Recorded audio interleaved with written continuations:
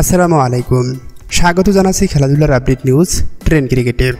বিপিএলের 11তম আসর শুরু হওয়ার কথা জানুয়ারির প্রথম সপ্তাহে, আর প্লেয়ার ড্রাফট অনুষ্ঠিত হওয়ার কথা সেপ্টেম্বরের শেষ সপ্তাহে, কিন্তু তার সম্ভব হয়ে ওঠেনি। পিছিয়ে যেতে পারে আরও কিছুটা সময়। এখনও সম্পন্ন হয়নি বিদেশি ক্রিকেটারদের নিবন্ধন। বিদেশি ক্রিকেটারদের নিবন্ধন না হওয়ার অন্যতম কারণ চূড়ান্ত হয়নি বিপিএলের দলগুলো। থাকছেন না কুমিল্লা ভিক্টোরিয়ান্স, নতুন দল চেয়েছেন রাজশাহী কিংস। ঢাকার মালিকানা চিত্রনায়ক শাকিব খান। বিপত্তির জায়গা চট্টগ্রাম। বন্দরনগরীর দলটি গত আসরে চট্টগ্রাম চ্যালেঞ্জার্স নামে খেলেছিল, কিন্তু তাদের বিপক্ষে আছে দেশি বিদেশি ক্রিকেটারদের পাওনা টাকা পরিশোধ না করার গুরুতর অভিযোগ। বিদেশি ক্রিকেটাররা টাকা না পাওয়ার অভিযোগ দিয়েছেন আইসিসির কাছে, তাই চট্টগ্রাম চ্যালেঞ্জার্সকে দল দিতে নিষেধ করেছেন আইসিসি।